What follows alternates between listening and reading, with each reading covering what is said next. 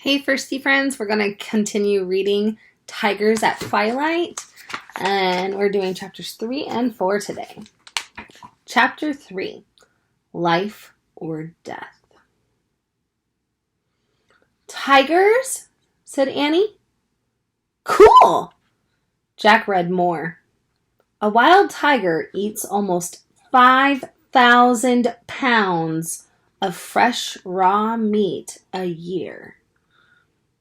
Oh, not so cool, said Annie. Jack went on. Tigers usually leave elephants alone, and like many smaller cats, tigers often avoid wild dogs. Teddy growled.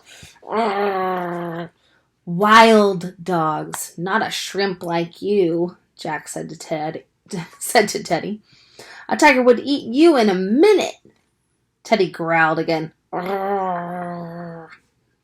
Just then, Ka and Ko began hooting. Coo, coo, coo!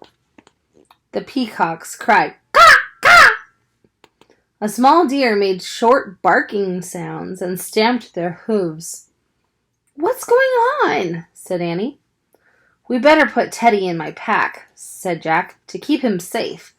So Jack slipped the dog into his pack. Teddy's head poked out of the top. All set? Jack asked the little dog. Teddy growled again. This time a deep, fierce growl answered back, and it seemed to surround them. Jack's hair stood on end. Yikes! Said Annie. A tiger! Said Jack. Arf, arf! Teddy barked. Ka and Ko screeched at Jack and Annie from their tree. They want us to join them, said Annie. Come on! She grabbed a branch and climbed up. Jack's hands were shaking as he put his backpack on. He grabbed a branch and pushed off the ground. He pulled himself into the tree. Another growl shook the forest. Oh, man, said Jack. Coo, coo, coo! The langurs climbed higher up the tree.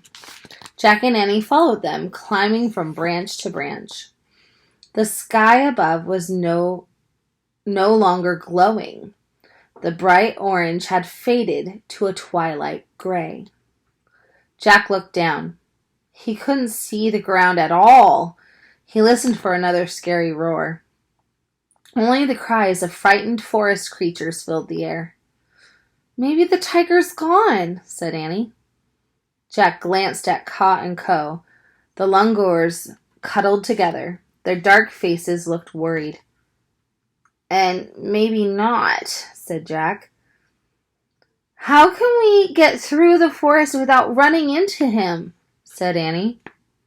That's a problem, said Jack. And it's getting dark. Soon we won't be able to see anything. Ka and Ko hooted again. They pointed down the tree trunk. Arf, arf! Teddy barked from Jack's pack. Do they see the tiger? Jack asked, his heart thumping again. He couldn't see anything but leaves and branches. Then, far below, he saw the tree trunk move. A snake! Said Annie. The snake was slithering around the trunk. It had black and tan markings. The snake's body was as thick as the tree trunk. A python, breathed Jack. The python kept curling up the tree trunk. Is it poisonous? Asked Annie. Jack pulled out their book. By the last light of day, he found a picture of a python and he read aloud. The python is not a poisonous snake. Phew, said Annie. Not so fast, said Jack. He read more. To kill its prey, the python squeezes it to death, then swallows it whole. A python can swallow an animal the size of a full-grown deer. What? A python could eat a full-grown deer? Ugh, I don't know about you, but I have goosebumps. Ooh, that's scary to me. Oh, yuck, said Annie. Ugh.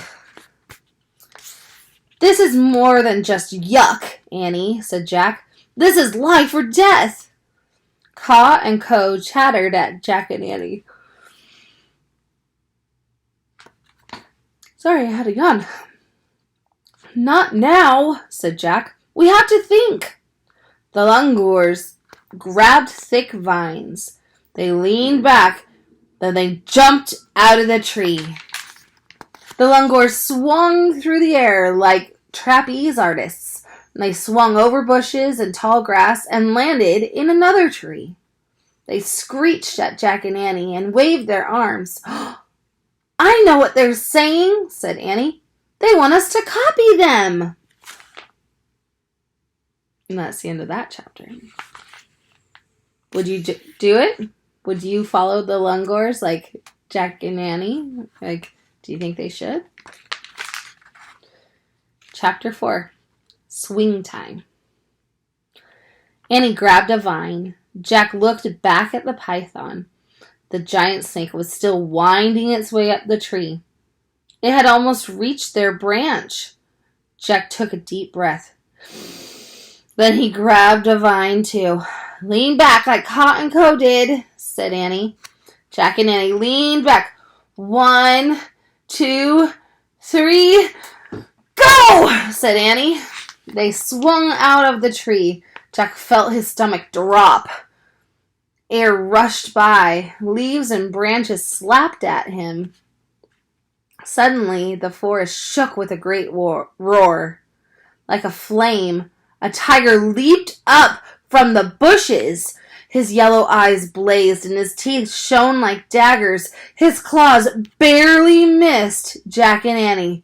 Ah! They yelled. The tiger crashed back down into the bushes. Jack and Annie swung into the langur's tree. Jack threw one leg around the trunk. Then he let go of his vine and held on tightly to a branch.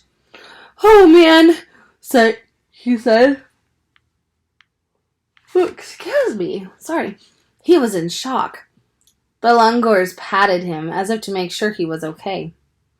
Wow, that was fun, said Annie, sitting on a big branch. Fun? Are you nuts? Said Jack. The swinging was fun, said Annie. The tiger was scary. Just then, the tree began to shake. Branches snapped below.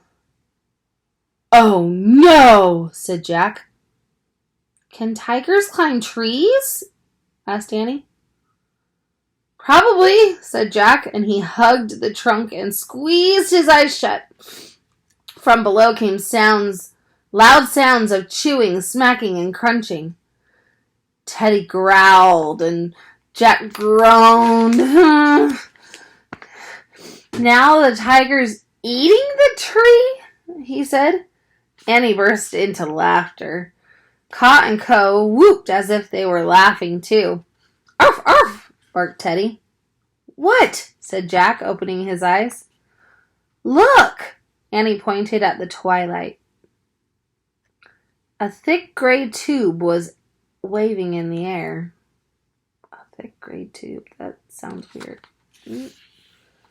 Another snake? Said Jack, horrified. No!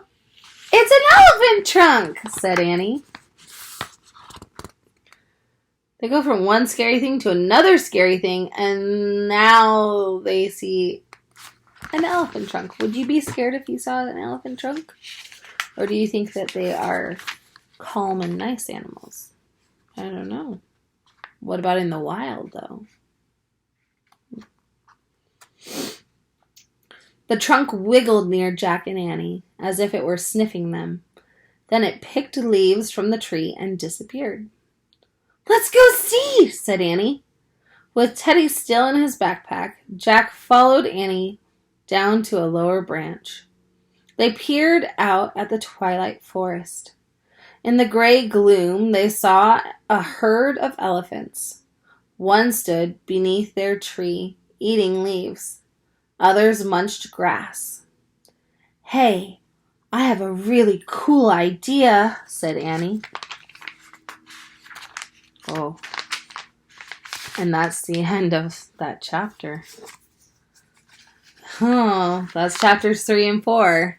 What do you think Annie's cool idea is? All right. We'll see you tomorrow. Bye, guys.